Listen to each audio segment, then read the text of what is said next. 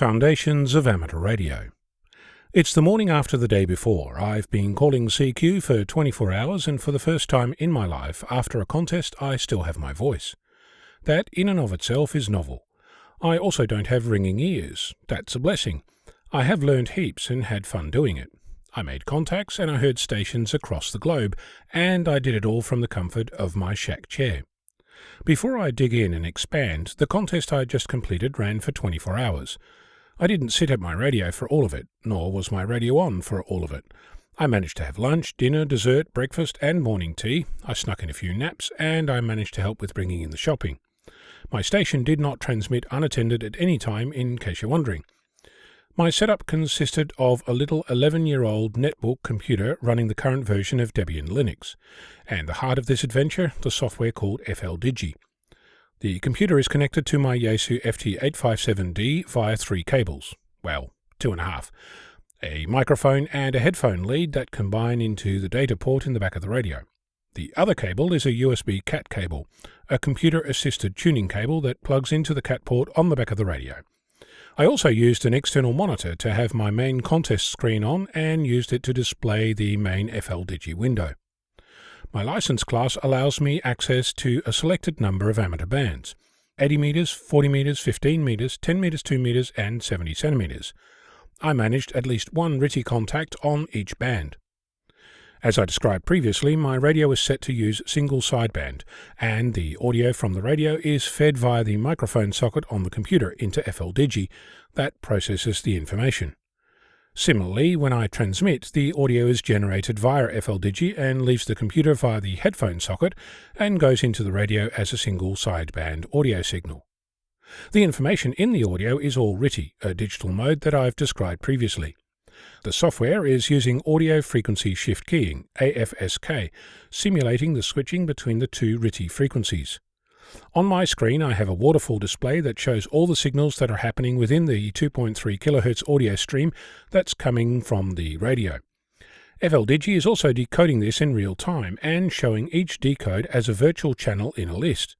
Click on a channel entry and your next transmission will happen at that frequency. If you've ever used WSJTX, this will sound very familiar. That's the mechanics of what I've been doing.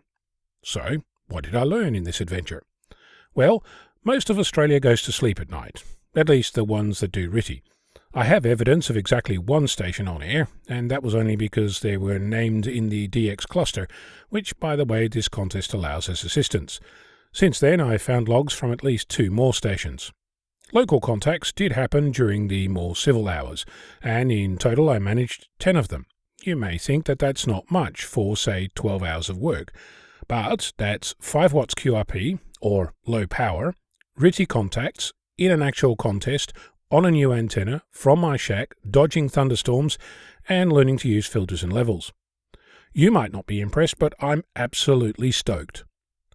During the midnight to dawn run on 40 meters, when there were double points to be had, which I missed out on, I did manage to hear several stations across Europe, 14,000 kilometers away, which means that I can pretty much count on global coverage with my current setup.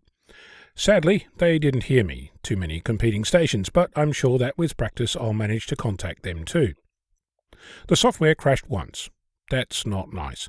It seems to have a habit of corrupting one of the preference files, which prevents it from starting up. That's also not nice. I hasten to add that I don't yet know the source of this. It may well be a dud hard disk sector on my ancient laptop rather than the software, so I'm not assigning blame here. Getting started with fldigi is an adventure. It's not point and click nor plug and play. More like running a mainframe whilst cranking the handle. But when you get it to fly, there's lots to love about this tool. Other things that worked well were that I'd spend some preparation time getting the keyboard macros right.